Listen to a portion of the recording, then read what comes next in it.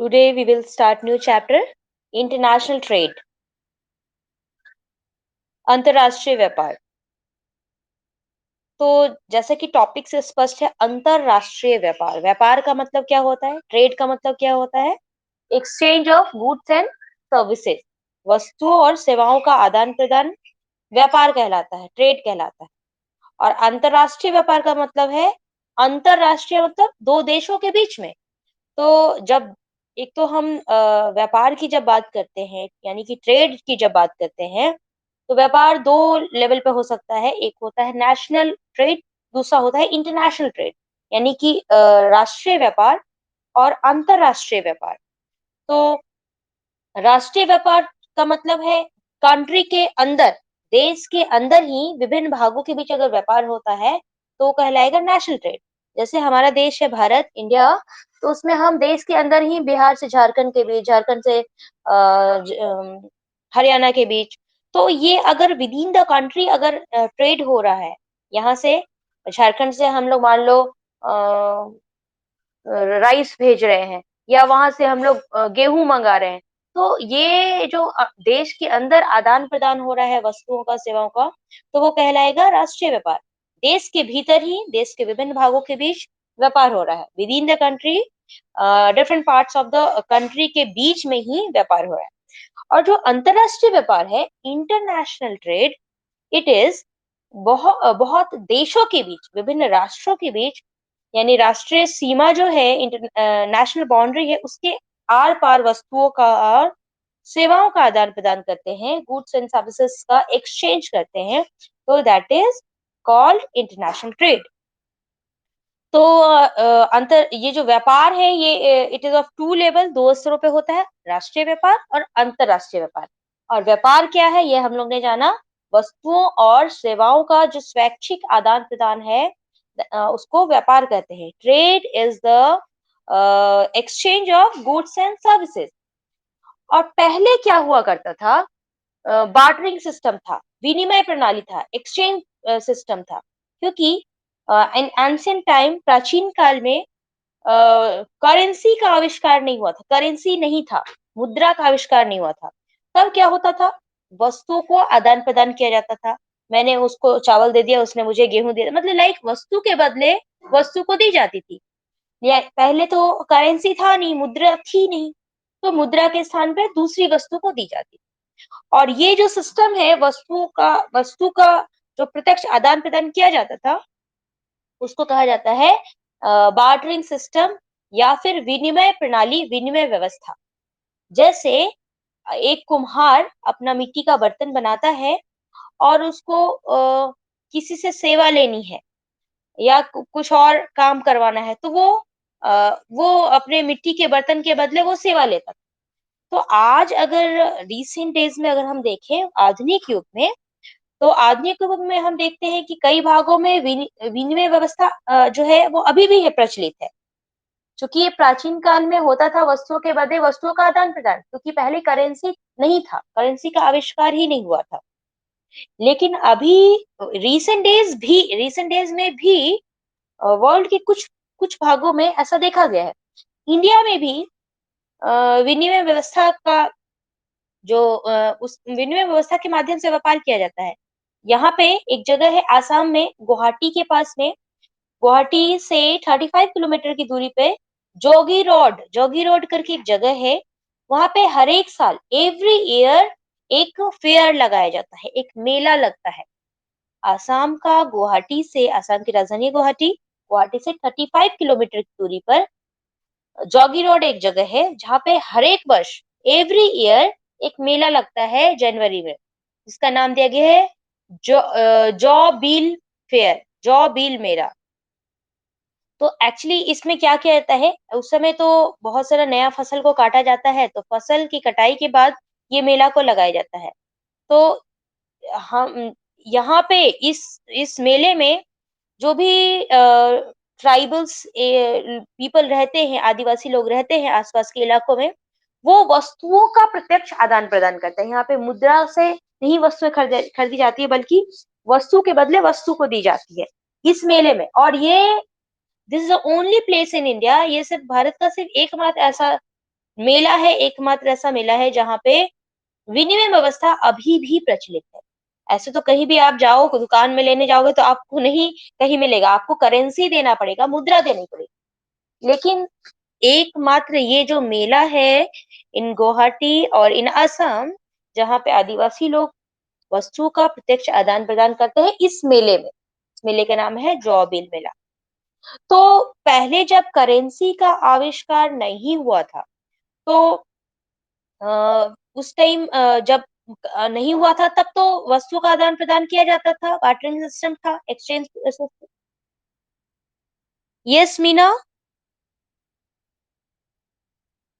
Jaw बील Mela, Jonbeel fair, Beel. तो ये जो एक्सचेंज सिस्टम अभी जब पैसा का आविष्कार हो गया, करेंसी बन गया, करेंसी का आगमन हुआ, तब क्या हुआ? बार्टरिंग सिस्टम समाप्त हो गया। ये जो विनिमय व्यवस्था थी, वो धीरे-धीरे कम हो गई और अब नहीं होती है। तो विनिमय व्यवस्था का कुछ अपना कमियाँ हैं, क्योंकि इस जो ये जो सिस्टम था, बार्टरिंग सिस्टम, ये सिर्फ़ उन्हीं वस्तुओं का विनिमय संभव था, जो लोगों की आवश्यकता होती है। हम मुझे जो ज़रूरत होगा, हम तो वही लेंगे। हमको चावल की ज़रूरत है, गेहूँ की ज़रूरत है या मुझे कपड़े की ज़रूरत है, तो मैं वही लूँगी। लेकिन तो ये वस्तुओं का विनिमय जिन लोगों की आवश्यकता होती थी उसका ही किया जाता था। लेकिन जब करेंसी का इन्वेंशन हो गया, करेंसी आ गया, तब ये प्रॉब्लम सॉल्व हो गया क्योंकि पैसे के बल पर किसी भी वस्तु को खरीदा जा सकता है अब।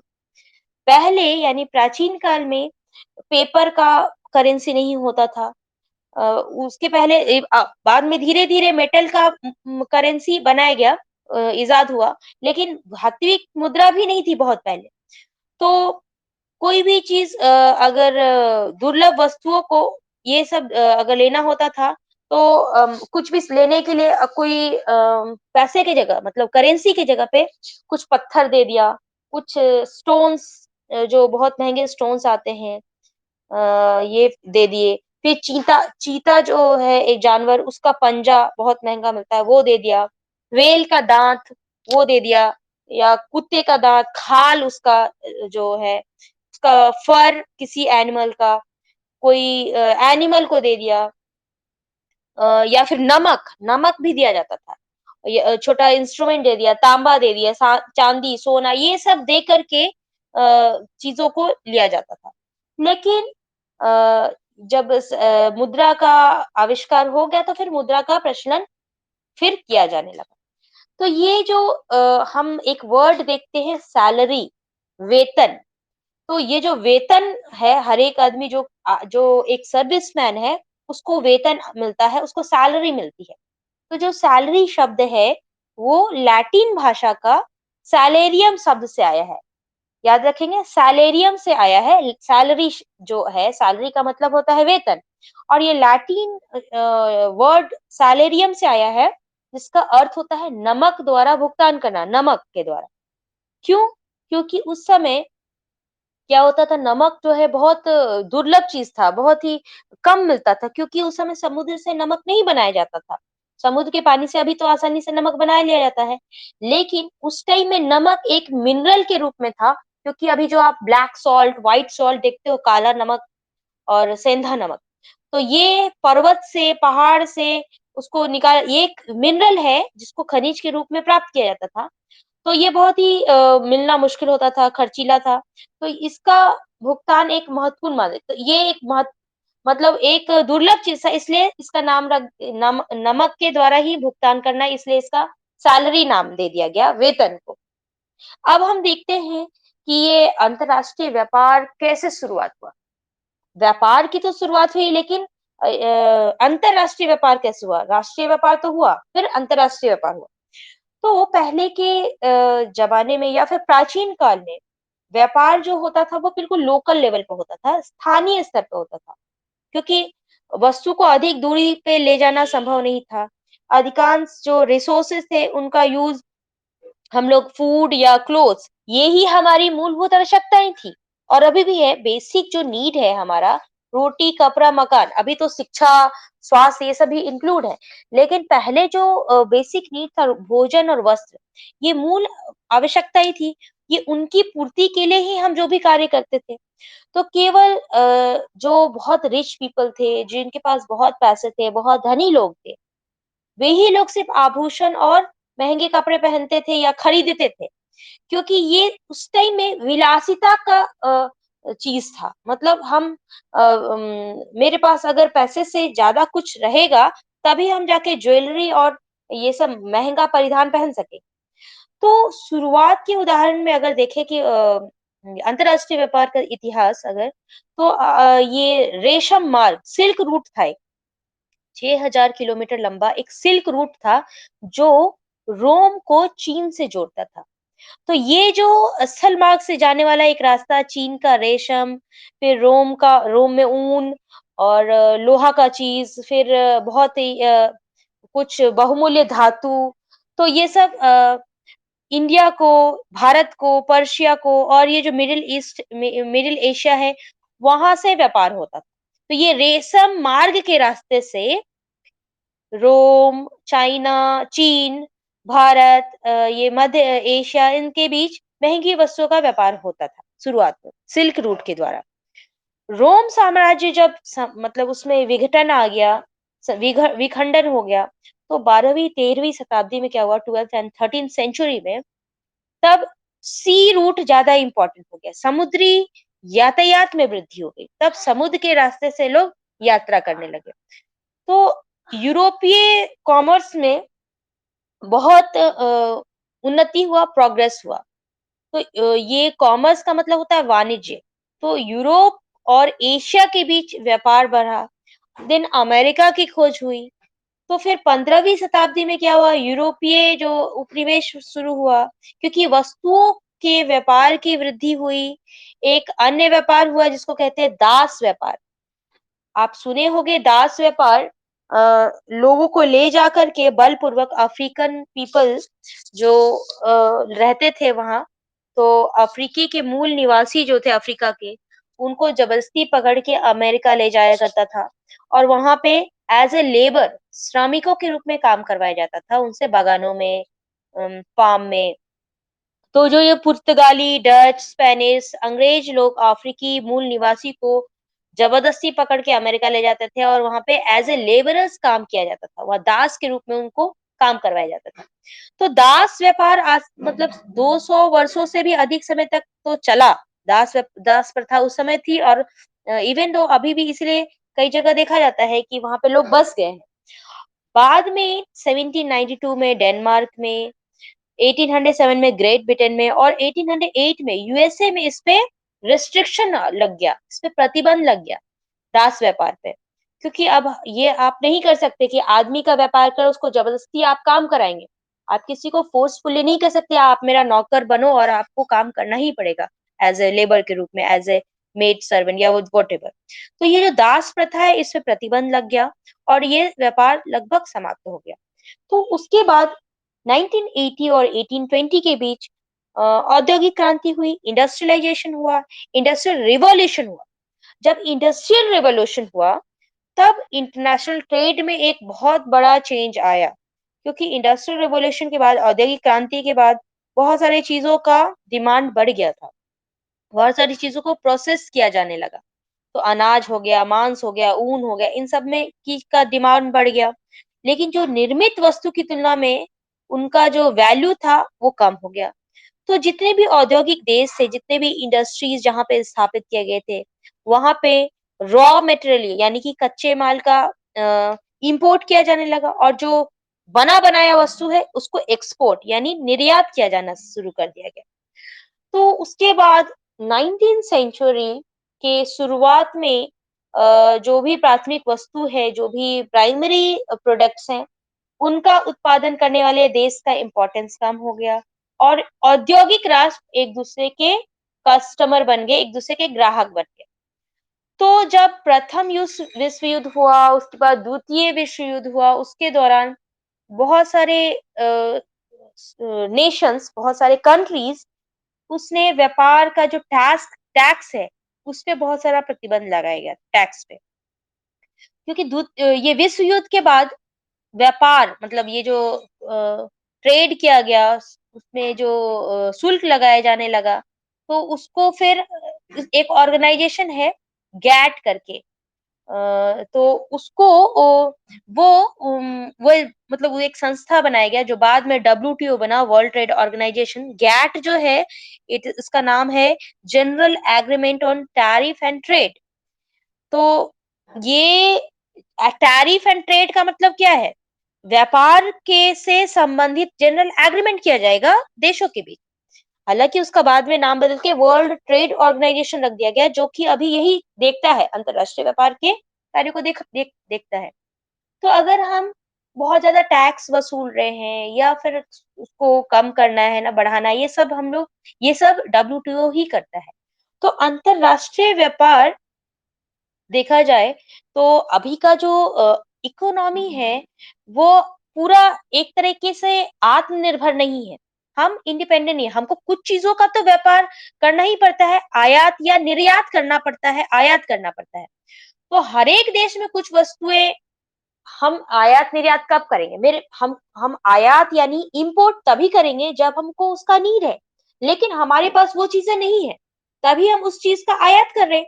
जैसे हम झारखंड में हम बात करें, यहाँ पे मान लो हम जस्ट गिविंग एन एग्जांपल कि मेरे पास यहाँ पे कपड़े की कमी है या ऊनी वस्त्र की कमी है, यहाँ पे हम खुद नहीं बना रहे हैं, यहाँ पे इसके इंडस्ट्रीज नहीं है, तब हम क्या करते हैं? बाहर से उसको आयात करते हैं, उसको इंपोर्ट करते हैं। तो कुछ ऐसी वस्तुएं जो हमारे पास नहीं है उसको हम लोग इंपोर्ट करते हैं, और जो ऐसी वस्तु जो हमारे पास ज्यादा है, जिसका प्रोडक्शन सरप्लस हो रहा है, यानी हमारे जितने कंज्यूमर है, कस्टमर है, उससे ज्यादा बचेगा, तभी तो हम उसका निर्यात कर पाएंगे, उसका एक्सपोर्ट कर पाएंगे। तो हर एक देश में कुछ वस्तुएं जो होती हैं, कुछ गुड्स होते हैं, उसकी आवश्यकता से अधिक होती है और कुछ आवश्यकता से कम होती हैं। तो हर एक देश अपनी आवश्यकता से जो वस्तुएं अधिक है, उन वस्तुओं का निर्यात करता है, एक्सपोर्ट करता है, और वस्तुओं जो कम है, जो नहीं है, उनका आयात करता है, उनका इंपोर्ट करता है। तो कोई भी देश का इकोनॉमिक डेवलपमेंट, इकोनॉमिक प्रोग्रेस उसके अंतरराष्ट्रीय व्यापार पर कुछ हद तक निर्भर करता है, यानी इंटरनेशनल ट्रेड पे डिपेंड होता है। अब हम करेंगे कि अंतरराष्ट्रीय व्यापार का क्या आधार है, what are the basis of international trade. क्योंकि अंतरराष्ट्रीय व्यापार तो हम कर रहे हैं, यहाँ से मलेशिया से हम पाम ऑयल मंगवा रहे हैं, कोकोनट ऑयल मंगवा रहे हैं, टीन को मंगवा रहे हैं, या फिर रबर मंगवा रहे हैं, यहाँ से हम अपने गरम मसाले भेजे यूरोपियन कंट्री में। तो ये तो कई बातों पर निर्भर करता है अंतरराष्ट्रीय व्यापार। तो वो कौन सी बातें हैं जिनके आधार पे हम अंतरराष्ट्रीय व्यापार करते हैं, इंटरनेशनल ट्रेड करते हैं? तो इसमें जो पहली बातें हैं कि ये जो किसी भी देश की जो नेचुरल रिसोर्स है, ये सबका समान नहीं है, विषम है। यानी कहीं की किसी देश की जलवायु, सब देश की जलवायु एक जैसी तो है नहीं, किसी का relief, climate, natural vegetation, soil, minerals, ये सब अलग अलग है। तो अंतरराष्ट्रीय व्यापार का, इंटरनेशनल ट्रेड का बेस है प्राकृतिक संसाधनों में विभिन्नता। क्योंकि यहाँ पे हम जो भी प्राकृतिक संसाधन है, यहाँ पे हम कुछ और उगा रहे हैं, यहाँ पे कुछ और प्रोडक्शन हो रहा है, वही दूसरे देश में कुछ और हो रहा है। तो वहां से जो चीज हो रहा है वो यहाँ मंगा रहे हैं, हमारे पास जो हो रहा है ये हम यहाँ से बाहर भेज रहे हैं। तो जिस देश में जो वस्तु अधिक होती है उसका निर्यात करते हैं, और जो कम होती है या न के बराबर होती है उसका हम लोग आयात करते हैं, इंपोर्ट करते हैं। तो उसमें जो पहला आधार है, पहला चीज है, वो है जियोलॉजिकल स्ट्रक्चर। तो किसी भी कंट्री का, किसी भी क्षेत्र का, किसी भी देश का जियोलॉजिकल स्ट्रक्चर अलग अलग हो है। तो ये एक इंटरनेशनल ट्रेड का, अंतरराष्ट्रीय व्यापार का एक महत्वपूर्ण आधार है, क्योंकि ये धरातल, ये जो रिलीफ है, मिनरल्स है, मिनरल रिसोर्सेज हैं, एग्रीकल्चर है, एनिमल्स है, ये सबको प्रभावित करती है। किसी भी कंट्री या किसी भी रीजन का जियोलॉजिकल स्ट्रक्चर, वहाँ के रिलीफ उससे इफेक्ट होंगे, वहाँ के खनिज, वहाँ के फसलें, वहाँ की पशुएं, सभी को प्रभावित करेंगी। तो हम सभी जानते हैं कि मैदानी भाग जो होता है it is very favourable for agriculture. Plain area कृषि के लिए अनुकूल होते हैं, मैदानी भाग कृषि के लिए अनुकूल होती है। वहीं पहाड़ी भाग जो है, जो माउंटेनस एरिया है, वो वहाँ पे लोग रिक्रिएशन के लिए जाते हैं, एंटरटेनमेंट के लिए जाते हैं, पर्यटक को आकर्षित करते हैं, टूरिस्ट वहाँ पे जाते हैं। तो हर एक क्षेत्र का अलग-अलग फीचर्स है। दूसरा है खनिज संसाधन, मिनरल रिसोर्सेज।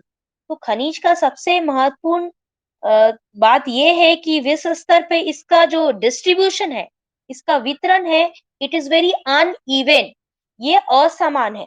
आप सभी जानते हो झारखंड में कोयला है, तो बिहार में कोयला नहीं पाया जाता है। तो ये हम सभी देखते हैं कि विदिन द कंट्री और पूरे विश्व में देखो, पूरे वर्ल्ड में देखो, तो सभी जगह सभी मिनरल्स नहीं पाए जाते। कहीं पे कोयला है, कहीं पे लोहा है, कहीं पे सोना है, तो कहीं पे कॉपर है, अलग-अलग मिनरल्स पाए जाते हैं। तो इसका डिस्ट्रीब्यूशन वेरी अनइवन। इसके आधार पे यहाँ पे फैक्ट्रीज, इंडस्ट्रीज का स्थापना किया जाता है। यानी जहाँ पे आयरन ओर अवेलेबिलिटी है, जहाँ पे लौ अयस्क अवेलेबल है, वहीं पे हम आयरन एंड स्टील इंडस्ट्री को स्थापित कर सकते हैं। क्योंकि आयरन एंड स्टील इंडस्ट्री जब हम स्थापित करते हैं, तो उसके लिए raw material is very important. कोई भी इंडस्ट्री आप स्थापित करोगे, तो उसके लिए कच्चा माल चाहिए, रॉ मटेरियल चाहिए। तो वो वहां पे आसपास अवेलेबल होना चाहिए, तभी हम उस इंडस्ट्री की स्थापना कर सकेंगे। जैसे आप देखते हो टाटा में, जमशेदपुर में आयरन एंड स्टील इंडस्ट्री है, तो हमारे आसपास उसके उसके आसपास देखा जाए तो आयरन ओर अवेलेबल है, तभी वहां पे उस उद्योग की स्थापना की गई है। या फिर हम गुजरात में देखेंगे तो गुजरात में बहुत ज्यादा कॉटन का प्रोडक्शन होता है, कपास का उत्पादन होता है। तो कपास का उत्पादन होता है, तभी तो वहां पे कॉटन टेक्सटाइल इंडस्ट्री है इन गुजरात। तो raw material is very important for any industry. खनिजों से उद्योग और व्यापार को एक ठोस आधार मिलता है। तो अगर वो मिनरल्स अवेलेबल नहीं होंगे, तो वहां पे वो उद्योग भी स्थापित नहीं होंगे। तो इट इज वेरी इंपॉर्टेंट। तीसरा पॉइंट है क्लाइमेट, जलवायु। तो क्लाइमेट जो है, जलवायु है किसी भी वेजिटेशन, किसी भी जगह का नेचुरल वेजिटेशन, किसी भी ह्यूमन बीइंग, जीव को प्रभावित करती है, मानव जीवन पे गहरा प्रभाव डालती है। तो जलवायु अगर बहुत इसमें डाइवर्सिटी है, विविधता है, तो वहां का प्रोडक्शन भी विविधता होगा, वो उत्पाद में भी विविधता आएगी। जैसे चावल हो गया, रबर है, केला है, ये सब ट्रॉपिकल एरियाज में ही उपजाया जाता है। और गेहूं हो गया, ऊन हो गया, ये सब टेम्परेट यानी शीतोष्ण कटिबंधीय क्षेत्रों में उपजाए जाएंगे। तो हर एक चीजों के लिए उत्पादन अलग अलग जगह किया जाता है, उसके लिए फेवरेबल क्लाइमेट अलग अलग है। तो चावल का उत्पादन हम शीतोष्ण कटिबंधीय क्षेत्र में नहीं कर सकते, गेहूं का उत्पादन हम उष्ण कटिबंधीय क्षेत्र में नहीं कर सकते। तो हर एक जो भी फार्मिंग की जाती है, जो भी चीजें उपजाई जाती हैं, उन सब के लिए अलग-अलग क्लाइमेटिक कंडीशंस रिक्वायर्ड है। क्लाइमेटिक कंडीशंस हो, सॉइल हो, अवेलेबिलिटी ऑफ वाटर हो, एवरीथिंग उसके लिए कंडीशंस अलग-अलग हैं। तो सब जगह सब कुछ तो नहीं उपजाया जा सकता। इसीलिए अंतरराष्ट्रीय व्यापार इट इज वेरी इंपॉर्टेंट। दूसरा कारक हो गया पॉपुलेशन फैक्टर। अब देखो किसी भी देश में, किसी भी कंट्री में व्यापार को जनसंख्या मतलब प्रभावित करती है। अब मतलब जनसंख्या को हम लोग कह सकते हैं कल्चरल फैक्टर। तो विश्व का कोई ऐसा स्पेशल क्षेत्र जहाँ पे कुछ ऐसा हैंडीक्राफ्ट का चीज ज्यादा होता है, they are very skill develop है, वहां पे कला और हस्तशिल्प विकसित है। तो क्या होता है अगर मान लो एप्लिक वर्क है, या फिर ये जो उड़ीसा में एक जो जगह है वहां पे भी इस तरीके का काम पीपली वर्क किया जाता है, और राजस्थान में इस तरीके का हैंडीक्राफ्ट कुछ किया जाता है, पपेट्स वगैरह बनाए जाते हैं, या जो हस्तकला हस्तशिल्प है, जिनका वर्ल्ड मार्केट में बहुत ज्यादा डिमांड है। तो ये जो हम लोग एक ग्लोबल लोकल लेवल पे ये हम बना रहे हैं, जो भी हस्तशिल्प कर रहे हैं, उनका डिमांड है वर्ल्ड के मार्केट में। तो इसीलिए उनका वर्ल्ड लेवल पे विश्व स्तर पे व्यापार किया जाता है। जैसे चीन में, चाइना में वहाँ पे एक वेरी हाई क्वालिटी का पोर्सिलिन होता है, चीनी मिट्टी का बर्तन वहाँ पे बनाया जाता है।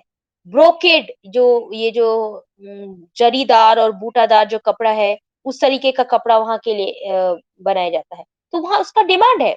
ईरान में वहाँ ईरान का कारपेट बहुत फेमस है, कालीन जिसको बोलते हैं, तो उसका वर्ल्ड मार्केट में डिमांड है। अफ्रीका में नॉर्थ अफ्रीका में चमड़े का काम किया जाता है, लेदर वर्क, तो इसका भी वर्ल्ड मार्केट में डिमांड है।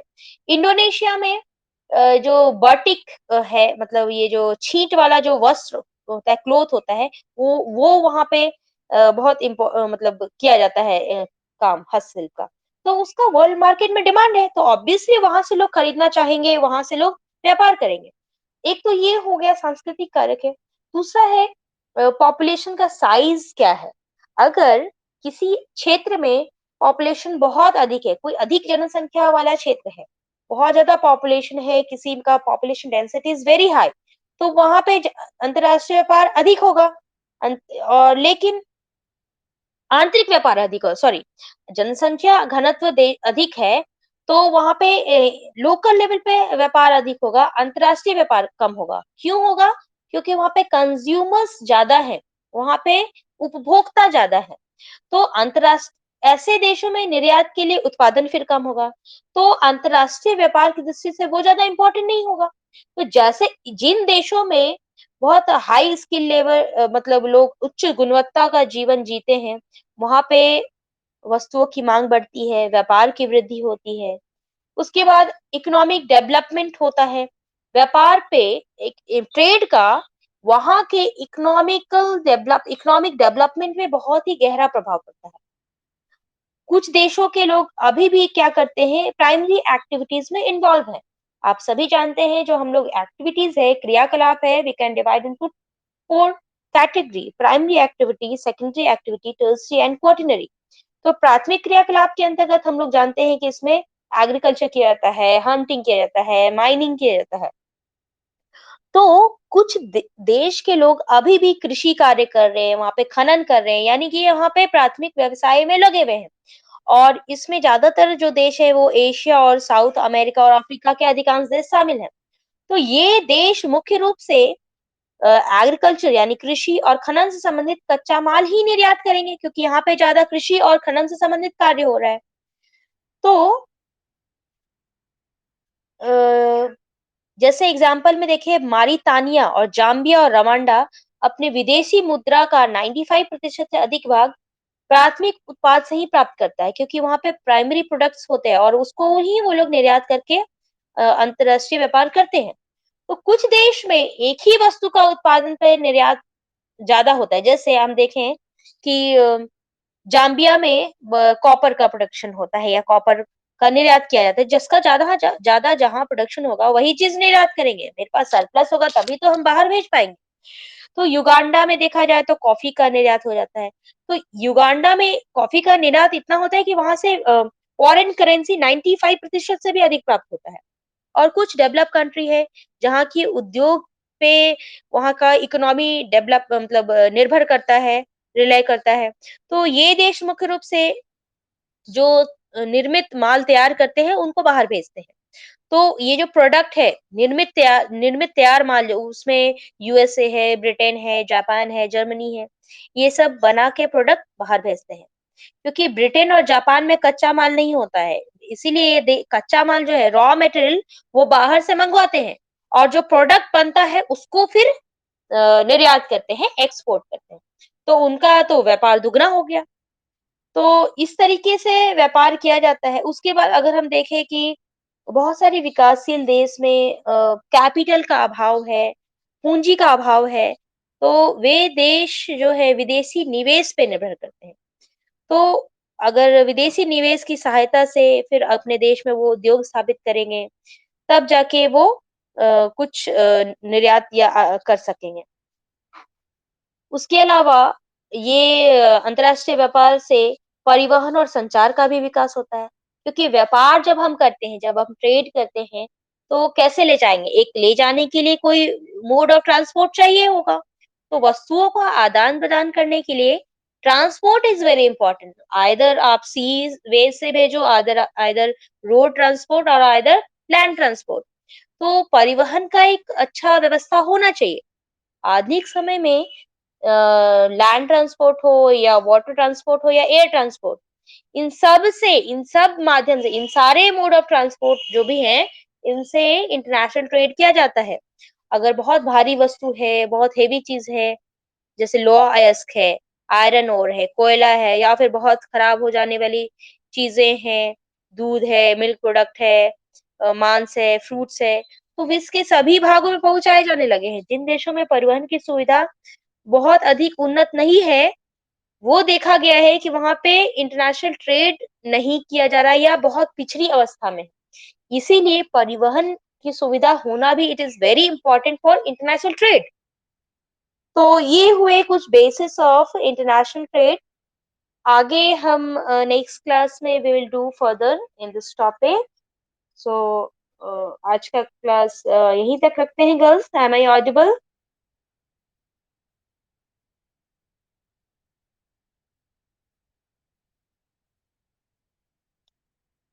ओके। सो जो आज पढ़ाया सबको समझ में आ रहा था?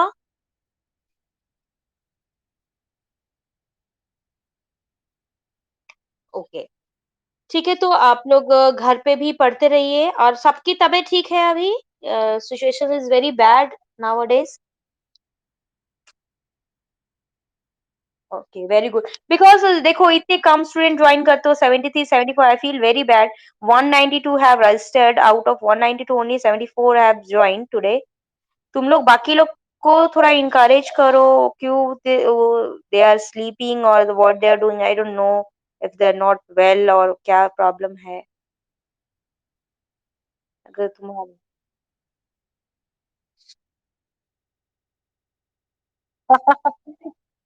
अरे ये व्हाट्सएप पे आ रहा था, आई डोंट नो ये कहाँ तक सही है, कहाँ तक सच है, लेकिन कुछ तो है वायरस।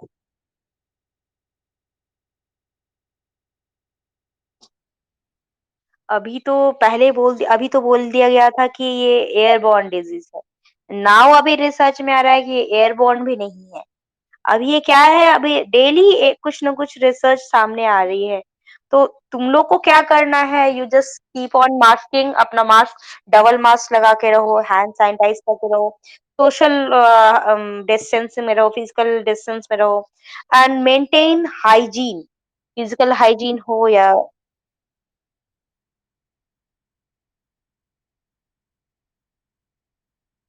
देखो अभी तो न्यूज़ में आ रहा था, बिहार का यूपी से सटा हुआ जो एक गाँव है, कोई जगह है, वहाँ पे नदी में बहुत सारे शव तैर रहे थे। 50-60 डेड बॉडीज़ तैरते हुए दिखे हैं, मिले हैं। तो ये डेड बॉडीज़ में अगर तैर रहे हैं, उनको अगर कोरोना से मरे हैं, they people have died from corona, तब तो वो पानी भी कंटामिनेट हो गया। इतना ह्यूमैनिटी नीचे गिर गया है, इतना समझ नहीं आ रहा है लोगों को, ये पानी कंटामिनेट होगा, उसमें जो मछलियाँ हैं, वो अगर लोग खाएँगे तो उससे भी लोग इफ़ेक्ट होंगे। वो पानी सप्लाई होगा कहीं और, क्योंकि ये जो वाटर सप्लाई होता है, कहीं न कहीं सब कुछ इंटरकनेक्टेड है। और जब हम अंडरग्राउंड वाटर भी लेते हैं, वो भी उस सरफेस वाटर से रिलेटेड है। तो लोग समझ नहीं रहे हैं, कितना नीचे गिर गए हैं लोग, कहीं भी कुछ भी कर रहे हैं। और सिचुएशन आर वेरी बैड, जो कि न्यूज़ में दिखा रहा है कि इतने लोग मरे हैं, उससे 10 times more people have died. और इतना सिचुएशन बैड है, और मतलब लोग यहाँ से यहाँ जाने के लिए लोग इतने नीचे स्तर पे गिर गए हैं। रेमडेसिविर जो दवाई है, उसका नकली लोग बेचने लगे हैं। लोग पैसे के लिए या अपना ईमान तक बेच दिए, या इसको क्या कहें, हालाँकि पहले भी ये सब था, लेकिन अभी ये सब सामने आ रहा है, दिख रहा है, बिकॉज़ पीपल नीड। अभी लोगों को ज़रूरत है, यहाँ से यहाँ जाना है। नोएडा से दिल्ली हॉस्पिटल जाने के लिए दे आर चार्जिंग 20,000 रुपीज़। तो ये जो ह्यूमैनिटी इतना नीचे गिर गया है, अपने मोरल वैल्यूज को बढ़ाने की जरूरत है। पानी में तो लोग सबको डाल दे रहे हैं, लेकिन उससे क्या एडवर्स इफेक्ट होगा, सारे ह्यूमन बीइंग पे तो होगा ही, जितने भी ऑर्गेनिक लिविंग एनिमल्स है, लिविंग थिंग है, उन सब पे इफेक्ट होगा। सॉइल इफेक्ट हो रहा है। पानी में अगर कोरोना से डेड व्यक्ति अगर चले गए, तो उनका तो वो पानी कॉन्टेमिनेट हो गया। अब पानी में जो भी जीव जंतु है, वो इफेक्ट होंगे। सॉइल इफ़ेक्ट होगा क्योंकि उसके नीचे जो बेडिंग सॉइल है, उसके आस-पास का जो मिट्टी है वो इफ़ेक्ट होगा। उसमें अगर कोई फसल उग जा रहे हैं वो इफ़ेक्ट होगा। उससे अगर कैनाल बना के इरिगेशन किया जा रहा है इन द एनी फार्मिंग, कोई खेत में पानी डाल रहे हैं, तो वो खेत जो प्रोडक्ट उपजा रहे हैं वो इफ़ेक्ट होगा। तो ये कितना मतलब इसमें क्या बोला जाए कि लोग से समझ होना चाहिए। लोग को परेशानी भी है, ठीक है। न्यूज़ में आ रहा है लोग बहुत परेशान भी हैं। एक साथ बहुत सारे फैमिलीज़ इफ़ेक्ट हुए हैं। कोई ऐसा फैमिली नहीं है कि जहाँ पे कैज़ुअल्टी नहीं हुआ है या कोरोना से इफ़ेक्ट नहीं हुए हैं। लोग को जलाने के लिए भी लंबा इंतज़ार करना पड़ा है डेड बॉडी को। लकड़ी की कमी हो गई है। एक साथ 30-30 डेड बॉडीज़ को जलाया जा रहा है। तो ये जो भी प्रॉब्लम दिख रहा है लोग फेस कर रहे हैं और ये जो ह्यूमैनिटी इतना डाउन हो गया है, अपने आप को सोचने की ज़रूरत है कि हम लोग को क्या करना चाहिए, क्या नहीं करना चाहिए, कैसे सोशल इवॉल्व हो। तुम लोग ठीक से रहो, अभी जो बोला जा रहा है गाइडलाइंस दिया गया है, मास्क में रहना है, बाहर नहीं निकलना है, हाथ सैनिटाइज़ करना है व्हेन यू गो आउट। अगर जाते हो तो जाना नहीं है वैसे, अगर जाते हो तो आके हाथ-पैर अच्छे से धो, कपड़े चेंज करो या नहाओ, जो भी है। और सोशल डिस्टेंसिंग में रहना है। कोई हर एक आदमी को मान के चलना है कि सामने वाला कोरोना अफेक्टेड है या वो उसको डिज़ीज़ है। अगर किसी को थोड़ी-सी भी खाँसी-सर्दी भी हो रही है तो अपना प्रिकॉशन लेना है, स्टीम लेना है, गर्म पानी पीना है या जो भी बोला जा रहा है। क्योंकि अभी कुछ भी हो रहा है तो इट इज़ एक लक्षण बताया जा रहा है कि ये कोरोना का ही लक्षण है। So be safe, stay healthy, all of you.